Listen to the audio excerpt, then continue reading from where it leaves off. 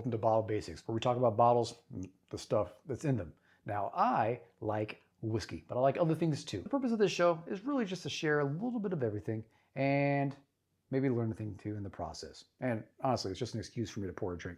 Now, this is episode 1. This is my first time doing something like this for you. I have no idea what I'm doing, but I'm trying to figure it out. And if it's not good right now, maybe it'll be good in a few episodes, but I'm doing my best. Now, today, we're going to be talking about Old Grandad 114. Because people snub their noses a little bit at Old Grandad, but I can tell you what, this is a remarkable bottle, especially for the price. Old Grandad 114 is distilled by Jim Beam Distillery in good old Kentucky. It is a column distilled spirit and aged in charred New American oak. There's no age statement that's associated with this, but age is just a number. And really, it's not the end all be all to everything. The mash bill for this, a little bit of interesting, for Old Grandad, Meredith Basil Hayden, whom this bottle was created in honor after, was known for his high rye mash bill. So this is 60% corn, 27% rye, and the remainder, 13%, malted barley. Rumored, but that's what the speculation is based off of what the interwebs is saying. Now the MSRP for this bottle is about $25 to $35, which I gotta tell you, for the flavor profile that this bottle has and that high proof point, density of flavor, that is quite a bargain. And, it's pretty easy to find. Usually, if you are able to find this bottle, I think it's worth picking up, or at least once. Now let's take a look at this. On the nose, you get a lot of bright notes up front. Now it's just the alcohol, the ethanol, just kind of evaporating out. This is 114 proof. It's not something to just take lightly. You got to work your way through it. I get cherry, maybe some molasses on top, some lighter sweet flavors, some vanilla, some honey, maybe a hint of oak. Where this shines, though, is on the palate. Now, as you can see, it's got some decent viscosity to it. I don't know if you can see this in the camera, but, you get some legs. It coats the glass pretty evenly up there.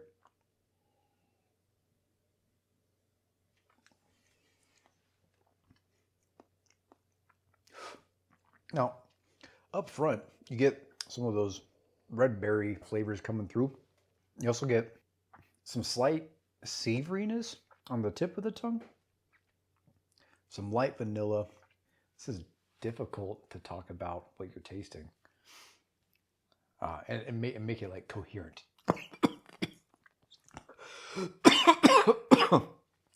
Wrong pipe. Ow. Oh. I had a spicy ramen earlier too. I'm in Japan right now. And I did the exact same thing down the wrong pipe. That just messed me up bad. Yeah. All right. So I'm going to cut this to begin talking again, but I figure that my eyes are really watery right now, but the show must go on. I got to figure out how to talk about this.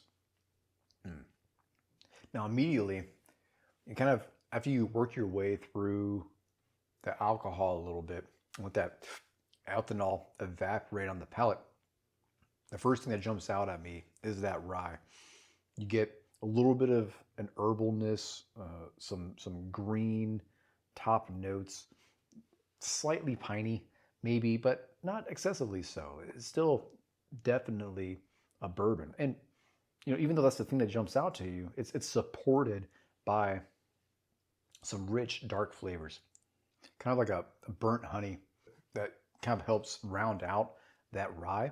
Definitely get some cherry, some red berries that goes along with it. Slight vanilla. Now, as I'm drinking it, some interesting things start to happen. My tongue's getting used to the bolder flavors, and so some of the more subtle notes are starting to come through. You can taste now kind of a slight dusty corn. It's subtle though. I usually associate that flavor with younger bourbons. So that might be something that's slightly indicative of how long this was aged. I think what I'm going to do is just describe this as I drink the entire glass and then just cut to the parts that make the most sense. Just because the experience changes as you work your way through the glass. So with that in mind, a little over halfway done with the pour. And now that my palate's kind of used to sorting through the alcohol, it's kind of worked its way through those rye notes and those brighter fruit flavors. Some of the more subtle things are coming out, like maybe like a dried grass or a hay on the back end.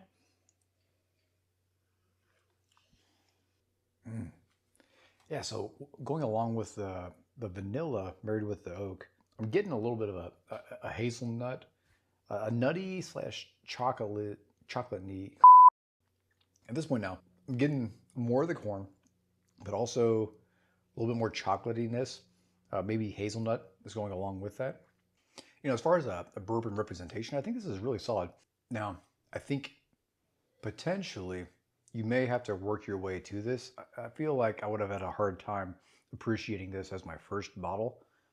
But what I really appreciate about this, the first bottle that I actually bought for myself for my collection was just standard 80 proof Basil Hayden. So anything along this line kind of holds a special place in my heart. I think what I'll do for these is just continue to do this ramble. I was hoping to do like a one shot, but Are you making a video? Yeah. Why are you trying to make a video on YouTube? Trying to get famous? Trying to get the golden... Trying to get clout? Duh. No, I just like He just wants to. want an excuse to talk about something that I enjoy. Ooh.